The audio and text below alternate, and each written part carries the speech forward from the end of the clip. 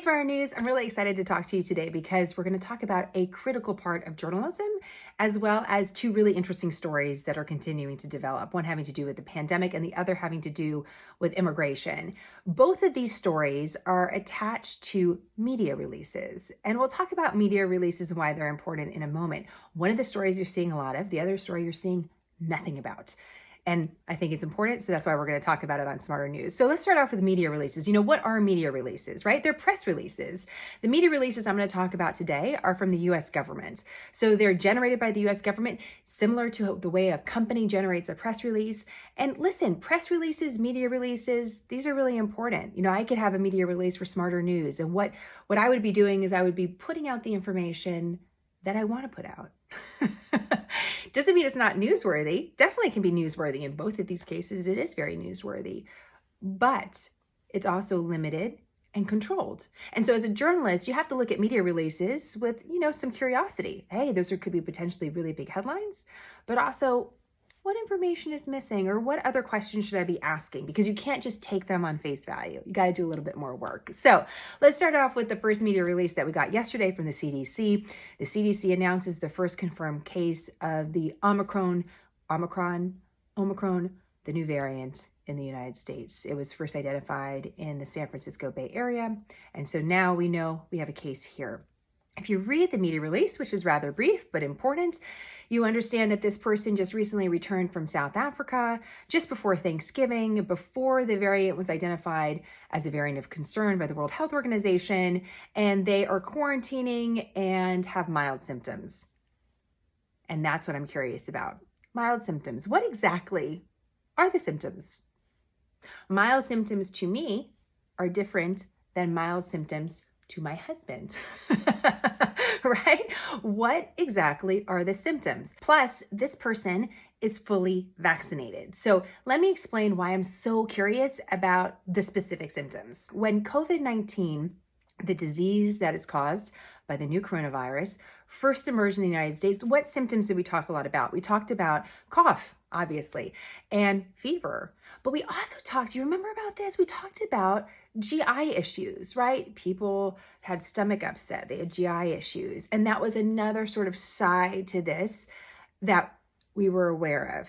Since the beginning of the pandemic, we've heard a little bit less about those symptoms. And what's interesting is that when you look at one of the largest studies that's looking at symptoms in COVID-19 and what people are self-reporting, what's interesting is related to the Delta variant, there was a lot more reports of allergy-like symptoms, sinus congestion, sneezing, especially associated with vaccinated people.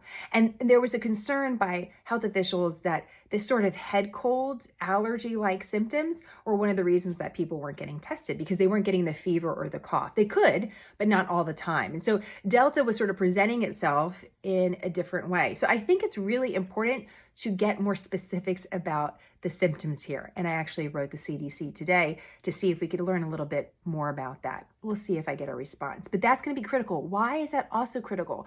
We know that this person first returned from South Africa on November 22nd. So it's December 2nd, right? So more than a week. Let's just round it off. We don't know exactly when these symptoms first appeared though. And we know maybe they're mild now. We also have learned though that someone that has COVID-19 could feel okay, kind of crummy for, a week or so, feel like they're getting better and then suddenly get worse again. So this is why I'm really paying close attention. We need the details about the symptoms, and we need to have a broader understanding about, well, what does this disease actually look like so that we're more aware of it? Now, why is this all important?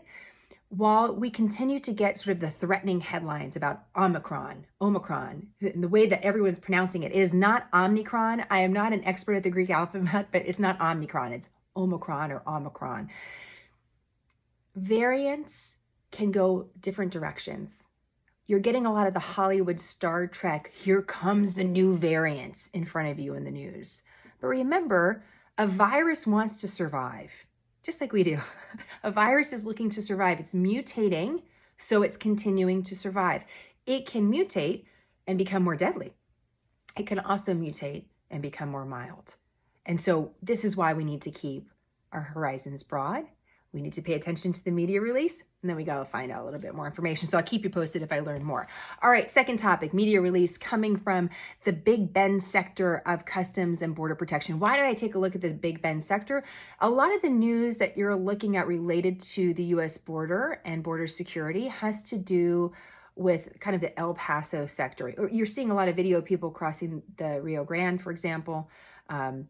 It's like they can just walk across the border. But we know that the U.S. southern border is really broad, and there's places that you can't simply just walk across. And the Big Bend sector has a lot of different terrain. And because it's not the normal place that a lot of the news is focused, I'm sort of curious about it. And I've been in communication with the Big Bend sector to sort of stay up on what they're seeing there, because it's less of a typical crossing point than you might see at the very southern part of Texas. So just yesterday, they sent out a media release, and this is something that's not getting national attention, that they encountered, Customs and Border Protection encountered a large group. Remember, we're watching large group trends at the U.S. southern border because we know that that is a tactic that is being used to move large groups of people across the border in rural areas. Sometimes when that happens, when traffickers are moving people in large groups, we know that there's a concern that drug traffickers, while Border Patrol is distracted, are going the other direction. But also, it's just large groups of people moving anywhere in the border. It's important to pay attention to. This is 70 people that was encountered by Border Patrol in this particular area. What caught my attention, though, was the details. Where were these people from? They weren't from Mexico. They weren't from the Northern Triangle, El Salvador, Guatemala, Honduras, what we normally hear about. They were from Venezuela. Venezuela in South America. This is a very long trip that they took to this particular area of the border. Now, Customs and Border Protection typically talks about large groups as those 100 and more. This is still a large group. This is 70 people. So I want you to be aware of this because we're continuing to watch what's going on at the U.S. southern border because of that historic year that we had last year, of the most encounters that we've ever seen at the U.S. southern border. And so the question is, will this year be the same? Has anything changed? And when you see a large group like this, that's unique. It's important to know that it's still going on and that it's not necessarily the typical countries or the typical people that you might just stereotype as, oh, those are the people that are coming across the border. Now, while I was looking at this story this morning, there was actually some breaking news that came from the U.S. government, and it wasn't leaked in a media release. It was leaked in a different way. The U.S. government held a press briefing with a select group of reporters. I would describe this as a background briefing because the reporters were able to share the information they learned, but they aren't quoting anyone directly. They're naming unnamed U.S. government officials. So this is a tactic that's often used by governments or companies to sort of leak a story that could be controversial, get it into the news cycle before there's a lot of details to sort of dull the impact of it because this is controversial. So let me explain. Right now, if I came across the U.S. southern border and I'm seeking asylum, what typically would happen to me is that I go through an interview process. I'd likely be given a court date, and I'd be, for the most part, allowed to stay in the United States awaiting that court date, that legal proceeding, to see if I indeed qualify for asylum. During the Trump administration, there was a policy you might remember called the Remain in Mexico policy. And what that did, it was trying to be, in a way, a deterrent. But there was a question about whether or not it was legal, which is why the Biden administration challenged it and actually stopped it, that I would be, if I was seeking asylum, that I would be returned to Mexico to await my trial. So I wouldn't be from Mexico, but I'd have to wait there and wait for my hearing. And it was controversial for all sorts of reasons. Some people believe that that actually is illegal. You should be able to seek asylum in the United States and await here. It was also creating, problems in Mexico because people were creating these tent cities to just wait until their trial could happen. But the Trump administration said, this is the way that we're going to handle it because we have a lot of people coming across the border that are seeking asylum, and we're going to do this differently. So a federal judge said that the Biden administration could not cancel that policy. The Biden administration is appealing that, is continuing to challenge that, but for now, they have to continue the policy as more or less as it was.